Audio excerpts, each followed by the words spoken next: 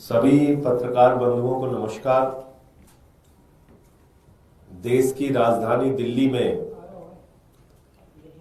नई Delhi railway station पर भारी संख्या में जो श्रद्धालु महाकुंभ स्नान के लिए जा रहे थे, अपने अपने घरों के लिए भी जा रहे थे, कल रेलवे प्रशासन की बदइंतजामी के कारण, रेलवे प्रशासन की निष्क्रियता के कारण एक बड़ा हादसा नई दिल्ली रेलवे प्लेटफॉर्म पे हुआ और जिसमें कितने लोग मारे गए उसका कोई सही आंकड़ा अभी तक सामने नहीं आया है। कोई कह रहा है 15, कोई कह रहा है 18। जो चश्मदीद है, जो वहां मौजूद थे घटना के वक्त, उनमें से कई लोगों का कहना है कि यह संख्या बहुत ज्यादा है। लेकिन हर बार हमने देखा कि जब भी सरकार की निष्क्रियता के कारण, सरकार की खामियों के कारण, उनकी लापरवाही के कारण कोई घटना होती है तो पहला काम किया जाता है लीपापोती का। जिन लोगों की जान चली गई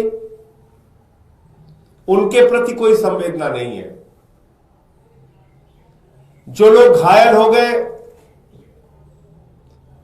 उनके प्रति कोई संवेदना नहीं है। रिपोर्टर्स के मोबाइल तोड़ो, उनको असलियत कैद न करने दो अपने कैमरे में। सरकार की तरफ से पहले मना करो कि कुछ हुआ ही नहीं है, अफवाह है, झूठ है, गलत है जो कुछ भी चलाया जा रहा है। फिर मजबूरी में जब मरने वालों की लाशें सामने आ जाती हैं तो मना किया नहीं जा सकता, मजबूरी में स्वीकार किया जाता है, फिर उस पर लीपापोती शुरू की जाती है। सबसे बड़ा सवाल है कि ये कब तक चलेगा इस देश के अंदर। देश के रेल मंत्री की, देश के सरकार की जवाबदेही कब तय होगी? कितनी दुर्घटनाओं के बाद? पटरियों पे ट्रेन आपस में टकरा जा रही है, 3-3, 4-4 ट्रेन आपस में टकरा जा रही है, सैकड़ों की संख्या में लोग मर गए, उसको दबा दिया गया, भुला दिया गया। रोज ट्रेन एक्सीडेंट हो रहे हैं, उसको दबा दिया गया, भुला दिया गया। कल जो वीडियो आया है वो बहुत हैरान करने वाला है। नई दिल्ली रेलवे प्लेटफॉर्म पे हजारों की संख्या में लोग दिख रहे हैं, हजारों की संख्या में। पूरा प्लेटफॉर्म भरा पड़ा हुआ है,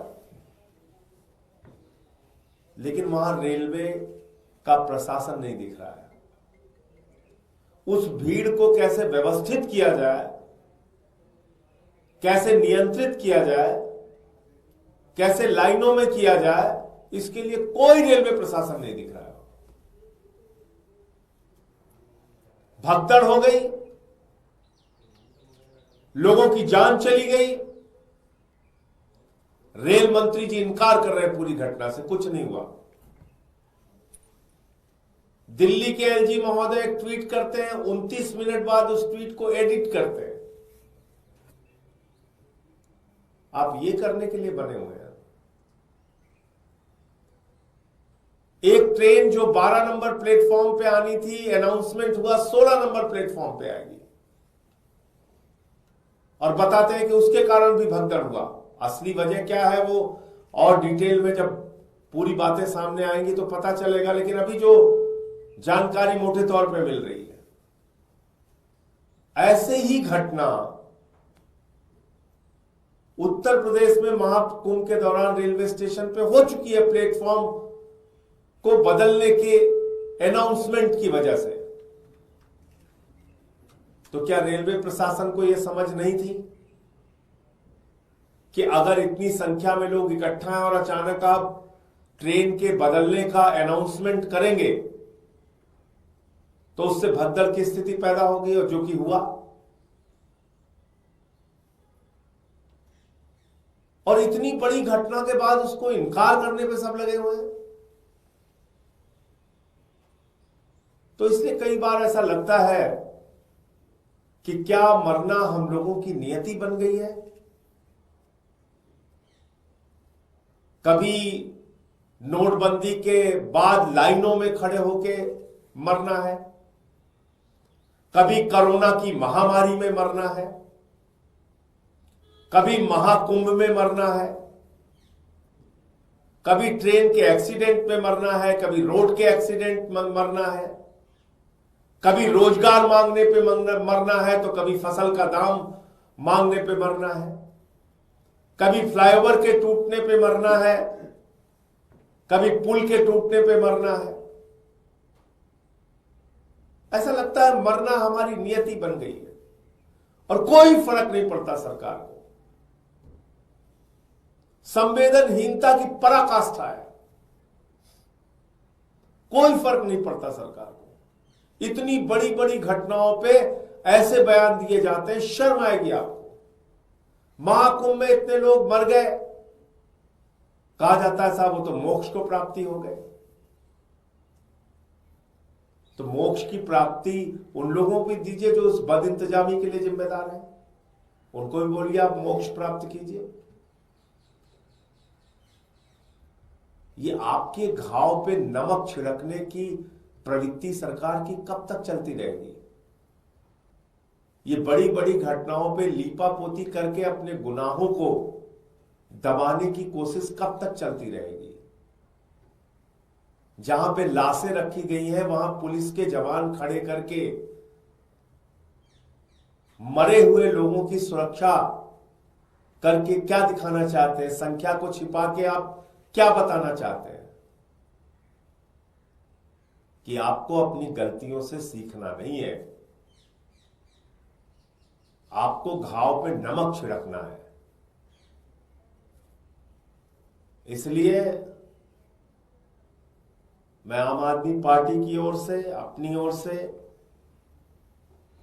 जो लोग इस घटना में मारे गए हैं उनके प्रति अपनी गहरी संवेदना व्यक्त करता हूं। ईश्वर से प्रार्थना करता हूं कि उनके परिवारजनों को यह अपार कष्ट सहन करने की प्रभु शक्ति दे, उनकी पुण्य आत्मा को अपने चरणों में स्थान दे।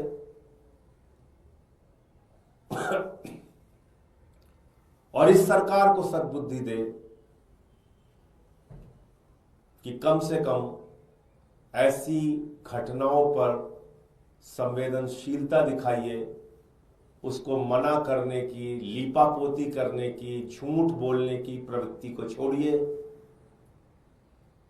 और कुछ भी बोलने पर धर्म विरोधी बता देना, देश विरोधी बता देना, विपक्ष को गालियां देना, सोशल मीडिया पे कैंपेन चलाना, ये सब घटिया काम बंद कीजिए। इससे कुछ फायदा नहीं होने वाला है, ना आपका ना देश का। गालियां आप दे सकते हैं, कोई दिक्कत नहीं।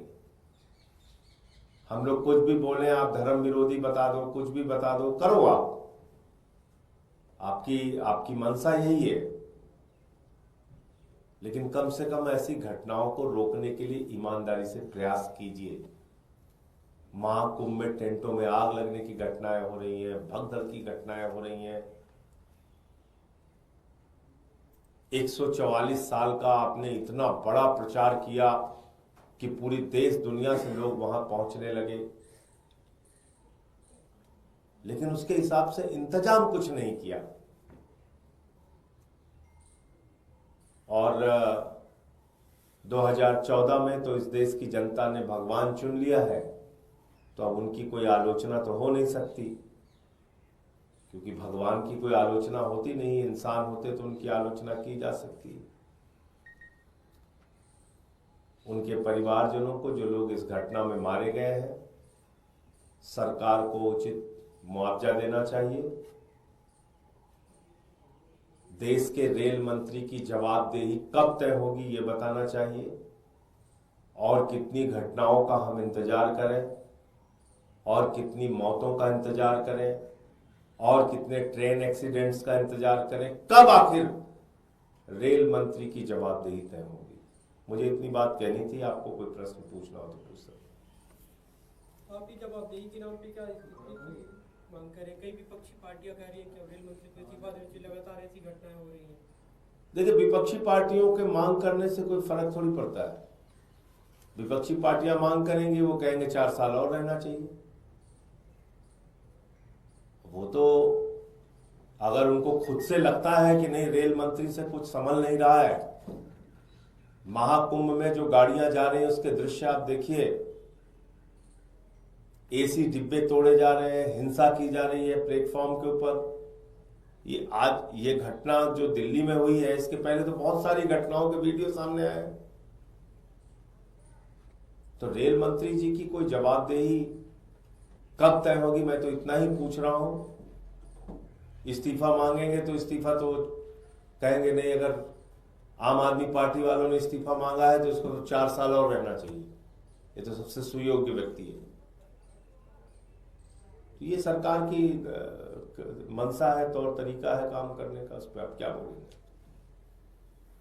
धन्यवाद।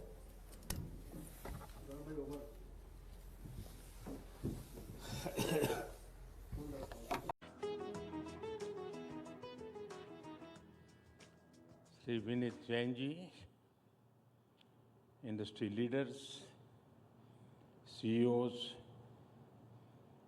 अन्य सभी वरिष्ठ महानुभाव, देवी और सज्जनों, आप सबको नमस्कार।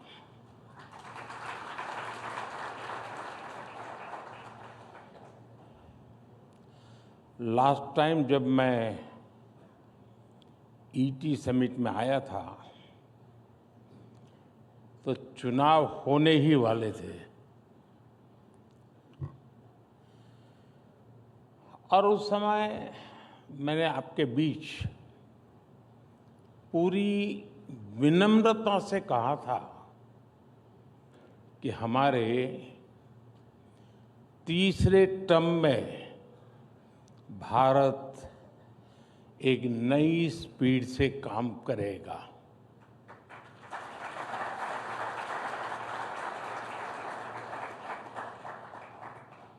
मुझे संतोष है कि ये स्पीड आज दिख भी रही ही है और देश इसको समर्थन भी दे रहा है।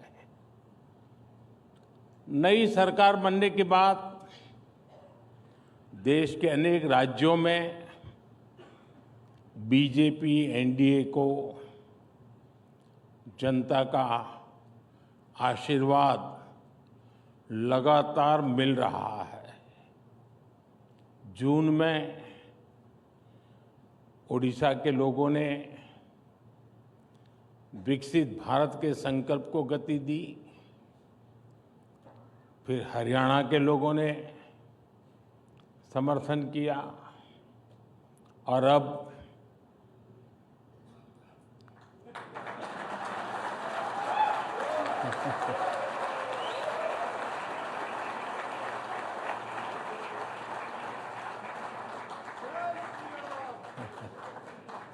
दिल्ली के लोगों ने हमें भरपूर समर्थन दिया है। ये एक एक्नॉलेजमेंट है कि देश की जनता आज किस तरह विकसित भारत के लक्ष्य के लिए कंधे से कंधा मिलाकर चल रही है। साथियों, जैसा आपने भी उल्लेख किया, मैं भी कल रात ही अमेरिका और फ्रांस की अपनी यात्रा से लौटा हूं। आज दुनिया के बड़े देश हो, दुनिया के बड़े मंच हो, भारत को लेकर जिस विश्वास से भरे हुए हैं, ये पहले कभी नहीं था।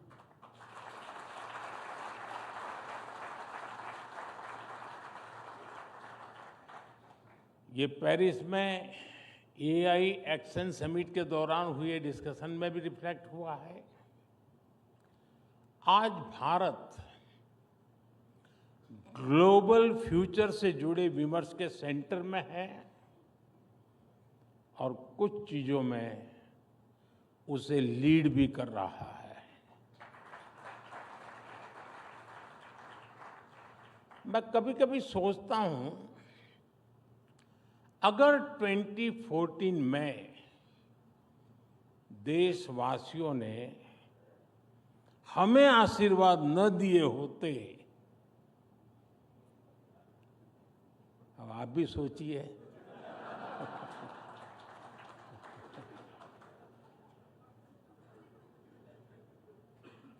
भारत में रिफॉर्म्स की एक नई क्रांति शुरू हो, यानी मुझे नहीं लगता है कि हो सकता है, ये कतई नहीं होता। आप भी इस बात को यानी सिर्फ कहने को नहीं, कन्विंस होंगे। क्या इतने सारे बदलाव होते क्या? आप पैसे जो हिंदी समझते होंगे उनको मेरी बात तुरंत समझ में आई होगी।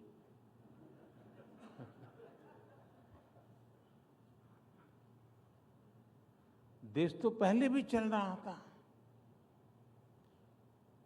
कांग्रेस स्पीड ऑफ डेवलपमेंट और कांग्रेस स्पीड ऑफ करप्शन, ये दोनों चीजें देश देख रहा था। अगर वही जारी रहता तो क्या होता? देश का एक अहम टाइम पीरियड बर्बाद हो जाता। 2014 में तो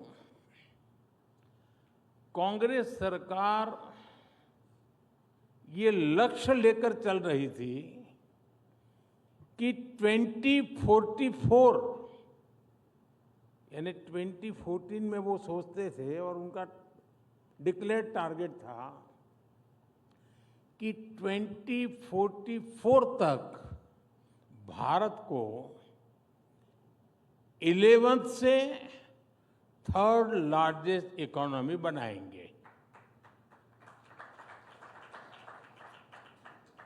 2044,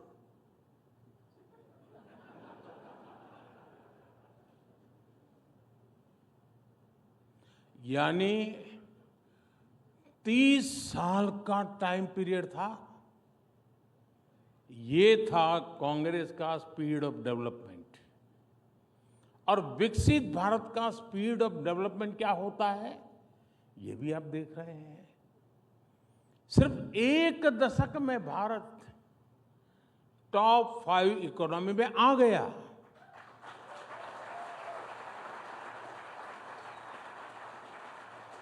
और साथियों, मैं पूरी जिम्मेवारी से कह रहा हूं, अब अगले कुछ सालों में ही आप भारत को दुनिया की 3rd लार्जेस्ट इकोनॉमी बनते देखेंगे।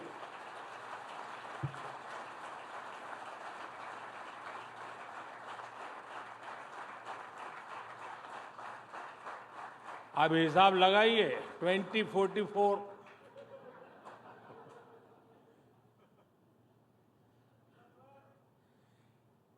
एक युवा देश को यही स्पीड चाहिए और आज इसी स्पीड से भारत चल रहा है। साथियों, पहले की सरकारें रिफॉर्म से बचती रही और ये बात भूलना नहीं चाहिए, ये ईटी वाले भुला देते हैं। नहीं, मैं याद कराता हूं, जिस रिफॉर्म के गाजे बाजे हो रहे हैं ना, वो बिकॉज ऑफ कंपल्सन था, कन्विक्शन से नहीं था।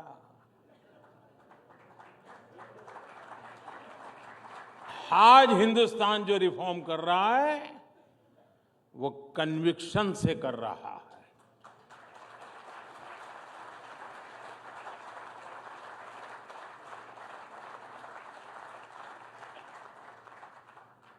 उनमें एक सोच रही, अब कौन इतनी मेहनत करे, रिफॉर्म की क्या जरूरत है, अब लोगों ने बिठाया है, मौज करो यार, 5 साल निकाल दो, चुनाव आएगा तब देखेंगे। अक्सर इस बात की चर्चा ही नहीं होती थी कि बड़े रिफॉर्म से देश में कितना कुछ बदल सकता है। आप व्यापार जगत के लोग हैं, सिर्फ हिसाब किताब आंकड़े नहीं लगाते, आप अपनी स्ट्रेटेजी को रिव्यू करते हैं, पुरानी पद्धतियों को छोड़ते हैं, एक समय में कितने ही लाभकारक रही हो उसको भी छोड़ते हैं आप। जो काल बाह्य हो जाता है उसका बोझ उठाकर कोई उद्योग चलता नहीं है जी, उसे छोड़ता ही है। आमतौर पर भारत में जहां तक सरकारों की बात है, गुलामी के बोझ में जीने की एक आदत पड़ चुकी थी। इसलिए आजादी के बाद भी अंग्रेजों के जमाने की चीजों को ढोया जाता रहा। अब हम लोग आमतौर पर बोलते भी हैं, सुनते भी हैं, और कभी कभी तो लगता है कि ये जैसे कोई बड़ा महत्वपूर्ण मंत्र है, बड़ा श्रद्धापूर्ण मंत्र है, ऐसे बोलते हैं, justice delayed is justice denied. ऐसी बातें हम लंबे समय तक सुनते रहे, लेकिन इसको ठीक कैसे किया जाए, इस पर काम नहीं हुआ। समय के साथ हम इन चीजों के इतने आदी हो गए कि बदलाव को नोटिस ही नहीं कर पाते। और हमारे यहां तो एक ऐसा इकोसिस्टम भी है, कुछ साथी यहां भी बैठे होंगे, जो अच्छी चीजों के बारे में चर्चा होने ही नहीं देते। वो उसको रोकने में ही ऊर्जा लगाए रखते हैं, जबकि लोकतंत्र में अच्छी चीजों पर भी चर्चा होना, मंथन होते रहना, ये भी लोकतंत्र की मजबूती के लिए उतना ही जरूरी है। लेकिन एक धारणा बना दी गई है कि कुछ नेगेटिव कहो, नेगेटिविटी फैलाओ, वही डेमोक्रेटिक है। अगर पॉजिटिव बातें होती हैं तो डेमोक्रेसी को कमजोर करार कर दिया जाता है। इस मानसिकता से बाहर आना बहुत जरूरी है। मैं आपको कुछ उदाहरण दूंगा। साथियों, भारत में कुछ समय पहले तक जो पीनल कोड चल रहे थे वो 1860 के बने थे, 1860 के। देश आजाद हुआ तो हमें याद नहीं आया, क्योंकि गुलामी की मानसिकता में जीने की आदत हो गई थी। इनका मकसद 1860 में जो कानून बने, मकसद क्या था? उसका मकसद था भारत में गुलामी को मजबूत करना, भारत के नागरिकों को दंड देना। जिस सिस्टम के मूल में ही दंड है, वहां न्याय कैसे मिल सकता था? इसलिए इस सिस्टम के कारण न्याय मिलने में कई कई साल लग जाते थे। अब देखिए, हमने परिवर्तन किया, बहुत बड़ा कड़ी मेहनत करनी पड़ी है, ऐसा नहीं हुआ है। लाखों ह्यूमन आवर्स लगे हैं इसमें, और भारतीय न्याय संहिता को लेकर के हम आए, भारत की संसद ने उसको मान्यता दी। अब ये न्याय संहिता को लागू हुए अभी 7-8 महीने ही हुए हैं, 7 to 8 मंथ हुए अभी तो, लेकिन बदलाव साफ साफ नजर आ रहा है, अखबार में नहीं। अब लोगों में जाएंगे तो बदलाव नजर आएगा। न्याय संहिता लागू होने के बाद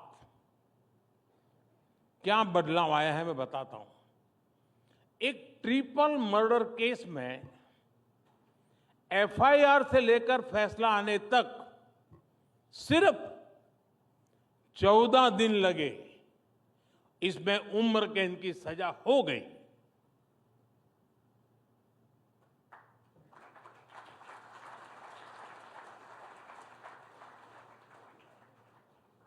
एक स्थान पर एक नाबालिग की हत्या के केस को 20 दिन में अंतिम परिणाम तक पहुंचाया गया। गुजरात में गैंगरेप के एक मामले में 9 अक्टूबर को केस दर्ज हुआ। 26 अक्टूबर को चार्जशीट भी दाखिल हो गई, और आज 15 फरवरी को ही कोर्ट ने आरोपियों को दोषी करार दे दिया।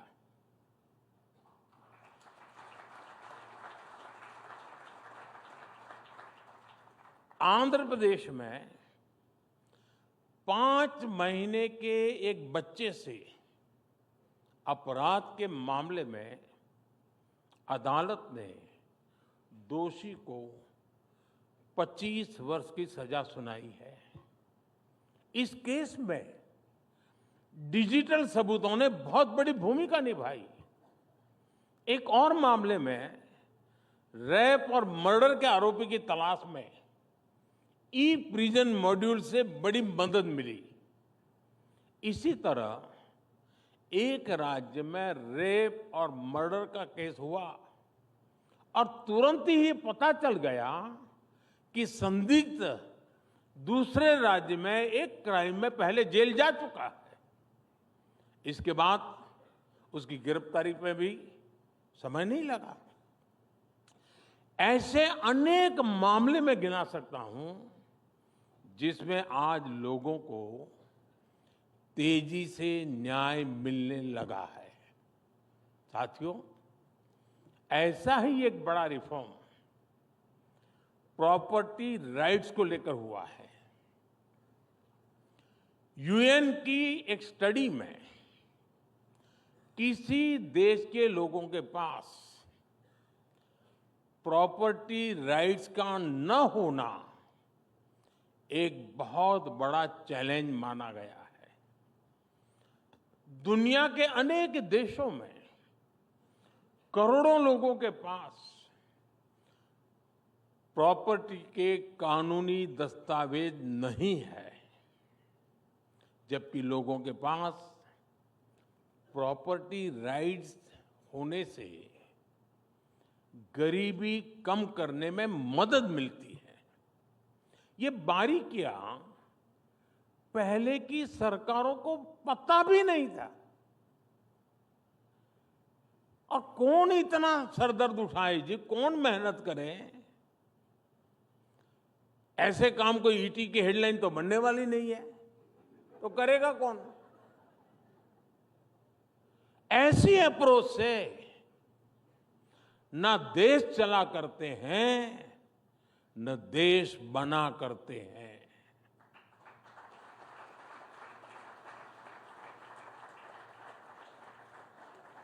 और इसलिए हमने स्वामित्व योजना की शुरुआत की। स्वामित्व योजना के तहत देश के 3 लाख से ज्यादा गांवों का ड्रोन सर्वे किया गया। 2.25 करोड़ से ज्यादा लोगों को प्रॉपर्टी कार्ड दिए गए। और मैं ईटी को एक हेडलाइन आज दे रहा हूं। स्वामित्व लिखना जरा ईटी के लिए तकलीफ वाला है, लेकिन फिर भी वो तो आदत से हो जाएगा। स्वामित्व योजना की वजह से देश के ग्रामीण क्षेत्र में अब तक 100 लाख करोड़ रुपए की प्रॉपर्टी की वैल्यू अनलॉक हुई है। 100 लाख करोड़ यानी 100 लाख करोड़ रुपयों की प्रॉपर्टी पहले भी गांव में मौजूद थी, गरीब के पास मौजूद थी, लेकिन इसका उपयोग आर्थिक विकास में नहीं हो पाता था। प्रॉपर्टी के राइट्स न होने से गांव के लोगों को बैंक से लोन नहीं मिल पाता था। अब ये दिक्कत हमेशा हमेशा के लिए दूर हो गई है। आज पूरे देश से ऐसी खबरें आती हैं कि कैसे स्वामित्व योजना के प्रॉपर्टी कार्ड से लोगों का फायदा हो रहा है। अभी कुछ दिन पहले राजस्थान की एक बहन से मेरी बातचीत हो रही है। उस बहन को स्वामित्व योजना के तहत प्रॉपर्टी कार्ड मिला हुआ है। इनका परिवार 20 साल से एक छोटे से मकान में रहता था। जैसे ही प्रॉपर्टी कार्ड मिला तो उनको बैंक से करीब 8 लाख का लोन मिला। 8 लाख रुपए का लोन मिला कागज मिलने से। इस पैसे से उस बहन ने एक दुकान शुरू की। अब उससे हुई कमाई से वो परिवार अब अपने बच्चों की हायर एजुकेशन के लिए सपोर्ट कर पा रही है। एंड अब देखिए कैसे बदलाव आता है। एक और राज्य में एक गांव में एक व्यक्ति ने प्रॉपर्टी कार्ड दिखाकर बैंक से 4.5 लाख का लोन लिया। उस लोन से उसने एक गाड़ी खरीदी और ट्रांसपोर्टेशन का काम उसने शुरू कर दिया। एक और गांव में एक व्यक्ति ने प्रॉपर्टी कार्ड पर लोन लेकर अपने खेत में मॉडर्न इरिगेशन फैसिलिटी तैयार करवाई। ऐसे ही कई उदाहरण हैं जिनसे गांवों में गरीबों को कमाई के नए रास्ते। देश में अनेकों ऐसे जिले थे जहां सरकारें विकास नहीं पहुंचा पाई और ये उनके गवर्नेंस की कमी थी। बजट तो होता था, डिक्लेयर भी होता था, सेंसस के रिपोर्ट भी छपते थे, ऊपर गया कि नीचे गया। करना ये चाहिए था कि इन जिलों पर खास फोकस करते, लेकिन इन जिलों को पिछड़े जिले, बैकवर्ड डिस्ट्रिक्ट, इसका लेबल लगाकर उन जिलों को अपने हाल पर छोड़ दिया। इन जिलों को कोई हाथ लगाने को तैयार नहीं होता था। यहां सरकारी अफसर भी अगर ट्रांसफर होती थी तो ये मान लिया जाता था कि पनिशमेंट पोस्टिंग पर भेजा गया है। साथियों, इतना नेगेटिव एनवायरनमेंट, उस स्थिति को मैंने एक चुनौती के रूप में लिया और पूरे अप्रोच को ही बदल डाला। हमने ऐसे देश के करीब 100 से ज्यादा जिलों को आइडेंटिफाई किया जिसको कभी बैकवर्ड जिला कहते थे, मैंने कहा ये एस्पिरेशनल डिस्ट्रिक्ट है, ये बैकवर्ड नहीं है।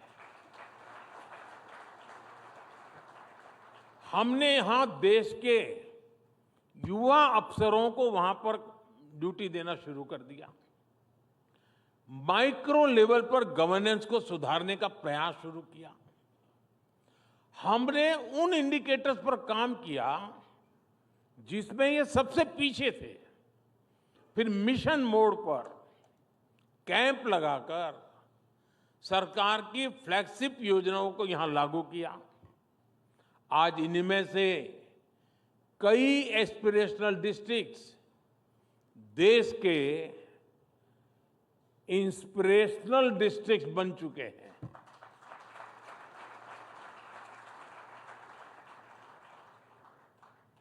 साल 2018 में 2018 में असम के, मैं उन जो एस्पिरेशनल डिस्ट्रिक्ट जिसको मैं कहता हूं, जिसको पहले की सरकार बैकवर्ड कहती थी, मैं उनका ही जिक्र करना चाहता हूं। असम के बारपेटा जिले में सिर्फ 26% एलिमेंट्री स्कूलों में ही सही स्टूडेंट टू टीचर्स रेशियो था, ओनली 26%। आज उस डिस्ट्रिक्ट में 100% स्कूलों में स्टूडेंट टीचर रेशियो आवश्यकता के अनुसार हो गया। बिहार के बेगूसराय जिले में सप्लीमेंट्री न्यूट्रिशन लेने वाली गर्भवती महिलाओं की संख्या ओनली 21% थी। बजट नहीं था, ऐसा नहीं था, बजट तो था, ओनली 21%। उसी प्रकार से यूपी के चंदौली जिले में ये 14% थी। आज दोनों जिलों में ये 100% हो चुकी है। इसी तरह बच्चों के 100% टीकाकरण के अभियान में भी कई जिले बेहतरीन प्रदर्शन कर रहे हैं। यूपी के श्रावस्ती में 49% से बढ़कर 86%, तो तमिलनाडु के रामनाथपुरम में 67% से बढ़कर 93% हम पहुंचे हैं। ऐसी ही सफलताओं को देखते हुए ही अब देश के हम फिर ये एक प्रयोग बहुत सफल रहा, ग्रास रूट लेवल पर परिवर्तन लाने का प्रयास सफल रहा। तो जैसे पहले हमने 100 करीब एस्पिरेशनल डिस्ट्रिक्ट आइडेंटिफाई किए, अब हम एक स्टेज नीचे जाकर के 500 ब्लॉक्स, उनको हमने एस्पिरेशनल ब्लॉक घोषित किया है और वहां हम बिल्कुल फोकस वे में तेजी से काम कर रहे हैं। अब आप कल्पना कर सकते हैं, हिंदुस्तान के 500 ब्लॉक्स, उसकी बेसिक बदलाव आएगा, मतलब देश के सारे पैरामीटर बदल जाते हैं। साथियों, यहां बहुत बड़ी संख्या में इंडस्ट्री लीडर्स बैठे हैं। आपने कई दशक देखे हैं, दशकों से आप बिजनेस में हैं। भारत में बिजनेस का माहौल कैसा होना चाहिए, ये अक्सर आपकी विश लिस्ट का हिस्सा हुआ करता था। सोचिए कि हम 10 साल पहले कहां थे और आज कहां हैं। एक दशक पहले भारत के बैंक भारी संकट से गुजर रहे थे। हमारा बैंकिंग सिस्टम फ्रेजाइल था। करोड़ों भारतीय बैंकिंग सिस्टम से बाहर थे। और अभी विनीत जी ने जनधन अकाउंट की चर्चा भी की। भारत दुनिया के उन देशों में से एक था जहां एक्सेस टू क्रेडिट सबसे मुश्किल था। साथियों, हमने बैंकिंग सेक्टर को मजबूत करने के लिए अलग अलग स्तर पर एक साथ काम किया। Banking the unbanked, securing the unsecured, funding the unfunded, ये हमारी स्ट्रेटेजी रही। 10 साल पहले ये तर्क दिया जाता था कि देश में बैंक ब्रांच नहीं है तो कैसे फाइनेंशियल इंक्लूजन होगा। आज देश के करीब करीब हर गांव के 5 किलोमीटर के दायरे में कोई बैंक ब्रांच या बैंकिंग कॉरेस्पॉन्डेंट मौजूद है। एक्सेस टू क्रेडिट कैसे बढ़ा, इसका एक उदाहरण मुद्रा योजना है। करीब 32 लाख करोड़ रुपए उन लोगों तक पहुंचे हैं जिनको बैंकों की पुरानी व्यवस्था के तहत लोन मिल ही नहीं सकता था। ये कितना बड़ा परिवर्तन हुआ है। एमएसएमईज के लिए लोन मिलना आज बहुत आसान हुआ है। आज रेहड़ी पटरी ठेले वालों तक को हमने आसान लोन से जोड़ा है। किसानों को मिलने वाला लोन भी 2 गुने से अधिक किया है। हम बहुत बड़ी संख्या में लोन दे रहे हैं, बड़े अमाउंट में लोन दे रहे हैं और साथ ही हमारे बैंकों का प्रॉफिट भी बढ़ रहा है। 10 साल पहले तक इकोनॉमिक टाइम्स ही बैंकों के रिकॉर्ड घोटाले की खबरें छापता था। रिकॉर्ड एनपीएस पर चिंता जताने वाले एडिटोरियल छपते थे। आज आपके अखबार में क्या छप रहा है? अप्रैल से दिसंबर तक सरकारी बैंकों ने 1.25 लाख करोड़ रुपए से अधिक का रिकॉर्ड प्रॉफिट दर्ज किया है।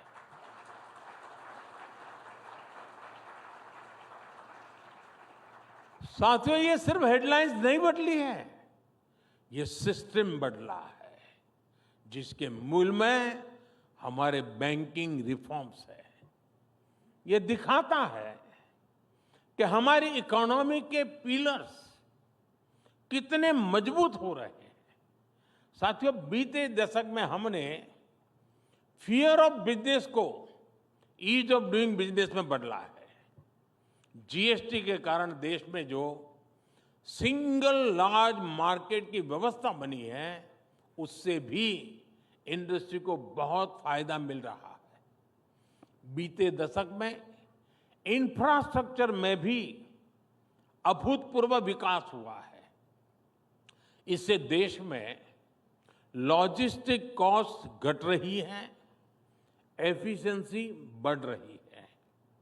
हमने सैकड़ों कंप्लायंसेस खत्म किए और अब जन विश्वास 2.0 से और भी कंप्लायंसेस को कम कर रहे हैं। समाज में,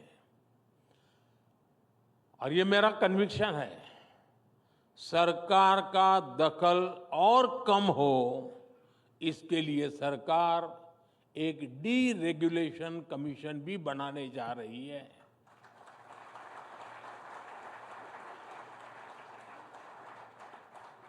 फ्रेंड्स, आज के भारत में एक और बहुत बड़ा परिवर्तन हम देख रहे हैं।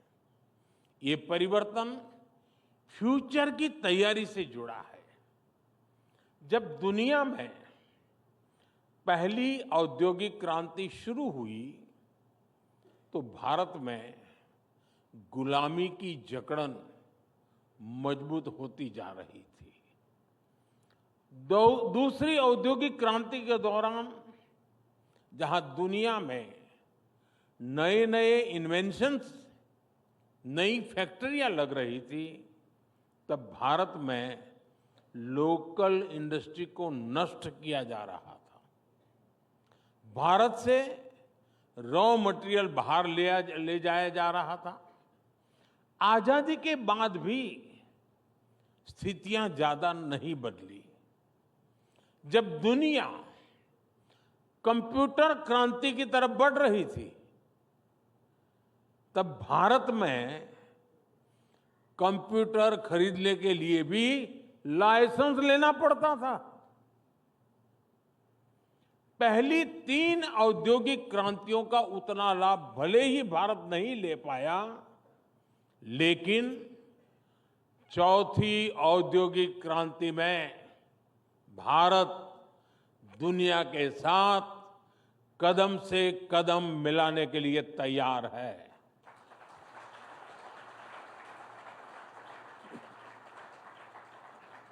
साथियों, विकसित भारत की यात्रा में हमारी सरकार प्राइवेट सेक्टर को बहुत अहम सहभागी मानती है। सरकार ने बहुत सारे नए सेक्टर्स को प्राइवेट सेक्टर के लिए खोल दिया है, जैसे स्पेस सेक्टर। आज बहुत सारे नौजवान,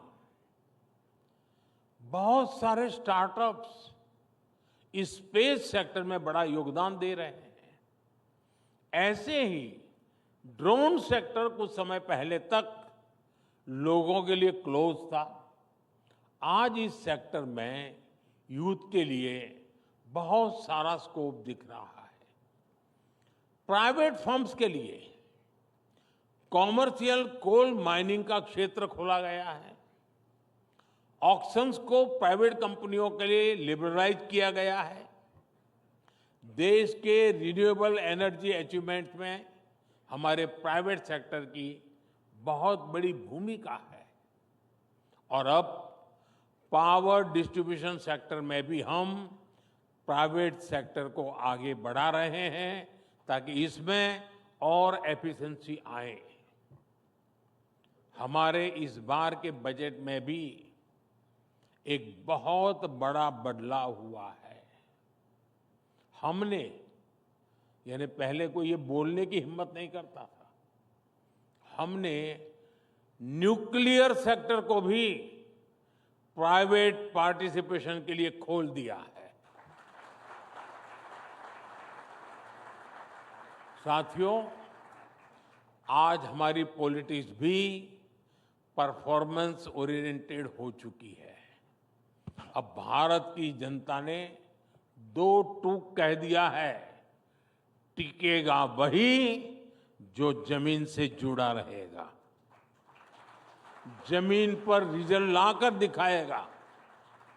सरकार को लोगों की समस्याओं के प्रति संवेदनशील होना बहुत जरूरी है, उसकी पहली आवश्यकता है। हमसे पहले जिन पर पॉलिसी मेकिंग का जिम्मा था, उनमें संवेदनशीलता शायद बहुत आखिर में नजर आती थी, इच्छा शक्ति भी बहुत आखिर में नजर आती थी। हमारी सरकार ने संवेदनशीलता के साथ लोगों की समस्याओं को समझा, जोश और जुनून के साथ उन्हें सुलझाने के लिए जरूरी कदम उठाए। आज दुनिया की तमाम स्टडीज बताती है कि बीते दशक में जो बेसिक सुविधाएं देशवासियों को मिली है, जिस तरह वो एम्पावर हुए हैं, उसके कारण ही सिर्फ 10 साल में 25 करोड़ भारतीय गरीबी से बाहर निकल आए हैं। इतना बड़ा वर्ग नियो मिडिल क्लास का हिस्सा बन गया। ये नियो मिडिल क्लास अब अपनी पहला 2 व्हीलर, अपनी पहली कार, अपना पहला घर खरीदने के सपने देख रहा है।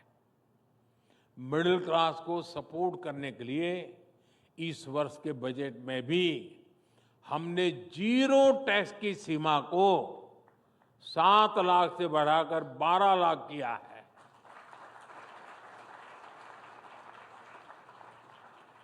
इस फैसले से पूरा मिडिल क्लास मजबूत होगा, देश में इकोनॉमिक एक्टिविटी भी और बढ़ेगी। ये प्रोएक्टिव सरकार के साथ ही एक सेंसिटिव सरकार की वजह से ही संभव हो पाया। साथियों, विकसित भारत की असली नींव विश्वास है, ट्रस्ट है। हर देशवासी, हर सरकार, हर बिजनेस लीडर में ये एलिमेंट होना बहुत जरूरी है। सरकार अपनी तरफ से देशवासियों में विश्वास बढ़ाने के लिए पूरी शक्ति से काम कर रही है। हम इनोवेटर्स को भी एक ऐसे माहौल का विश्वास दे रहे हैं जिस पर वो अपने आइडियाज को इंक्यूबेट कर सकते हैं। हम बिजनेस को भी पॉलिसीज के स्टेबल और सपोर्टिव रहने का विश्वास दे रहे हैं। मुझे उम्मीद है कि ईटी की ये समिट इस विश्वास को और मजबूती देगी। इन्हीं शब्दों के साथ मैं अपनी बात समाप्त करता हूं। एक बार फिर आप सभी को अपनी शुभकामनाएं देता हूं। बहुत बहुत धन्यवाद।